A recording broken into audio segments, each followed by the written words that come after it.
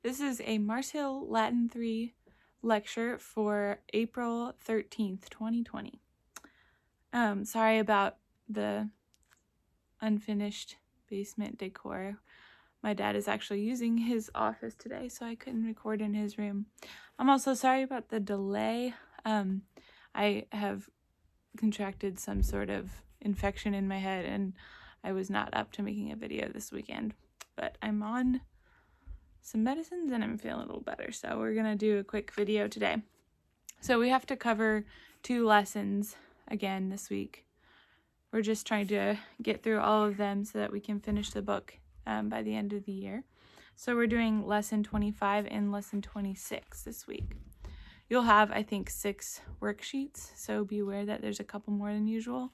And your quiz will cover both lessons 25 and 26. There was some confusion last time we doubled up, but you only have 1 quiz. It's just that it covers both lessons, all right?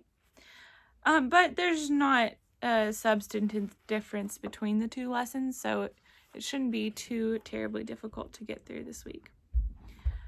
So this week we're adding to our knowledge of the subjunctive. We're adding the pluperfect active and passive subjunctive, and we're adding the perfect and the pluperfect subjunctive of sum. Okay. The perfect subjunctive, the pluperfect subjunctive active of all the conjugations is formed based on your third principal part, right? So for ama, that's going to be amav. Okay? You cut off the I of the third principal part to find your perfect stem. So we have amav. And then what do we add? We add isse, which is ISSE. And then we add our normal personal endings active, right? Which are mst, mustis, und. So what we get for the first conjugation is amavisem, amaviset, amavisem, amavises, amaviset, amavisemus, amavisetis, amavisent.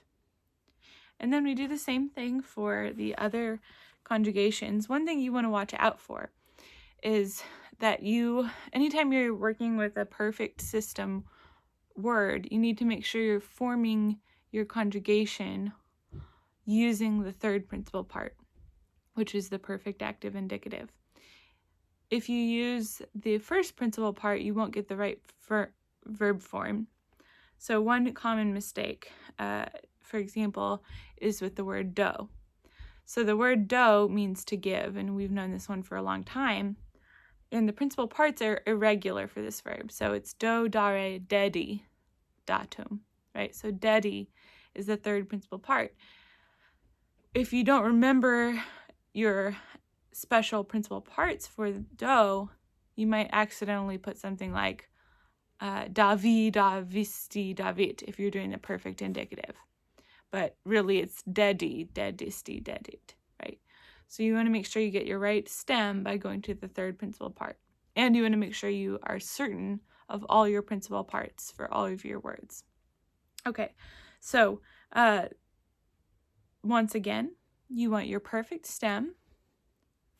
You want isse, ISSE, and then you want your personal endings. That's how you do the pluperfect active subjunctive of any verb. Okay. Now, the pluperfect passive subjunctive is much like your pluperfect passive indicative, right? Which your pluperfect passive indicative, you'll remember, is your fourth principal part, which is the perfect passive participle, and then the present active indicative of sum. Your pluperfect passive indicative is the fourth principal part plus the imperfect of sum.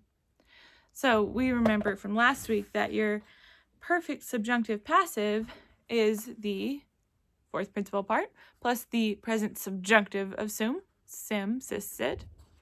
And this week you learned that the pluperfect subjunctive passive is the fourth principal part plus the imperfect of the subjunctive of sum, which is essem, esses, esset, essemus, essetis, essent.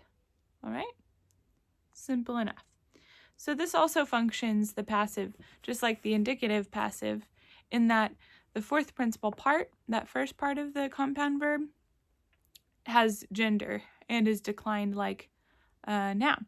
So we have amatus, amata, amatum, sim, or sm in the imperfect, right?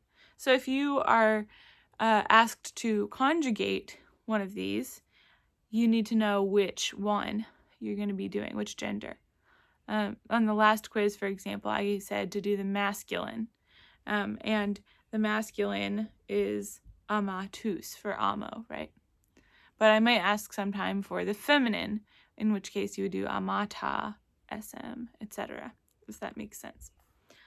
One thing about the quiz while I have your attention, the quiz over lesson 24, I found an error, or rather, Annabelle found an error. I asked you to conjugate the perfect passive subjunctive of audio, which should be auditus sum. I'm sorry, sim. But I accidentally put sum in the first box for you. So what I'm going to do about that question is I'm going to allow anyone who got the question right, despite my error, to have those points. But I'm also going to give everyone 4 points extra, which is what the question was worth.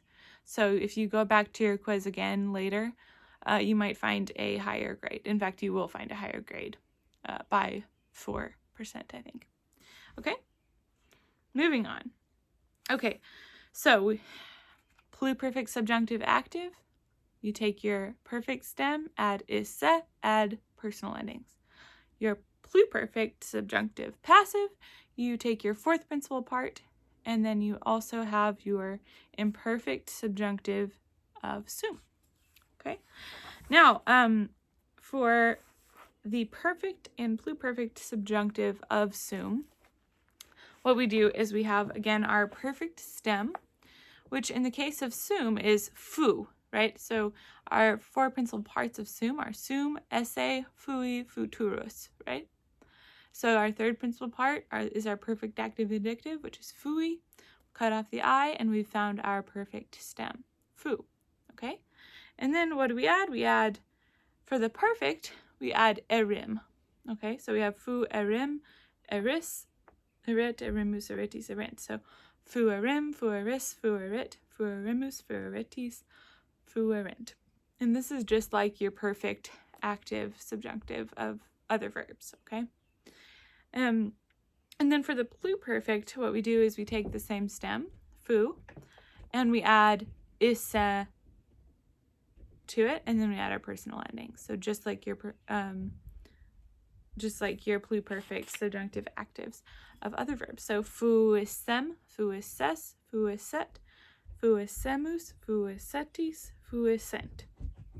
All right, so all of this is fairly straightforward. I'm going to talk a little bit about grammar. There's not too much to go through for this week, but there's a little bit, so pay attention for these.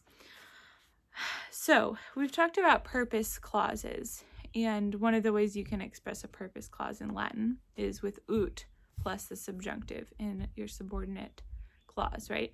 So for example, you could say in English, I love Latin so that my teacher will like me. And that is going to be translated with ut, right? And then my teacher will like me, the will like me will be in the subjunctive. Okay? The only thing we're adding this week for that is that we can have a negative purpose clause. So we've talked about so that, blah, blah, blah. This week we're adding negative. So I drink coffee so that I will not die. Okay? And there are a number of ways to express this in English. So that I will not. Or You could also say lest. So I drink coffee lest I should die, for example. And there are other ways. But the way we express this in Latin is to replace what we would normally in the positive, we would say ut. In the negative, we're going to use ne, okay, N-E. And you've seen this word before. But the only difference is that we're going to change the ut for ne in a negative. So if you want to express so that not or lest, use ne plus your subjunctive. And it's the same tense rules as a positive statement. All right? What else here? So you have in lesson 25, you have third declension, masculine and feminine I stem nouns. Okay? And they will have eum in the genitive plural, right? Because they're the I stem ones. And these are, an important thing to remember about these is that you have to write out in your quizzes, you have to write out the whole word for third declension nouns. And this is because, as I explained, I think in the last video, your genitive singular can be very different from your nominative singular for these words. And so it's not clear that you would know what the genitive was based on the nominative, unlike some other declensions. You would have trouble with that. So do on your quizzes and in your homework, write out the full nominative, space, full genitive, space, gender, period. Okay, the first letter of the gender, period. Other than that, there's nothing especially remarkable about these. In the lesson 26, you have fourth declension words, right? And every single one of these words that you have here is masculine. So if you see on your quiz a us word, you know it's going to be masculine for this quiz. Okay? And for these, I don't require you to write out the full word. In fact, please don't. On your quiz, if you're asked for the Latin for one of these words, you want to give, for example, let's take occasus. We have occasus, space, dash, us, the ending, space, period. That's how you do it for your masculine fourth declension words. And that goes for your fifth declension and your first and second declension also. Third declension is the crazy one that you need to write out the whole word for. All right? Just a couple more small notes. Most fourth declension nouns are masculine, but two common exceptions are domus and manus, right? And these are for hand and house, right? And those are feminine. And then two are neuter. Two neuter exceptions are cornu and genu, okay? So those four words are important. Do remember that domus and manus are feminine and cornu and genu are neuter. And there is a question on your quiz about that, so do remember it, okay? Other than that, I think we're set for the week. Remember that there are help sessions on Tuesday at 9. I've already gotten some people reserving their spot, which is great. Tuesday at 9, Wednesday at 4, and Friday at 9. Okay? And Mr. Martin is going to be holding the help session tomorrow.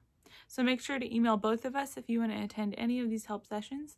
And do remember, as I emailed you, on Friday, I will be helping you study for this quiz over lesson 25-26. So I encourage you, don't take it now. Wait till after that help session and do attend it if you at all can. All right, God bless you.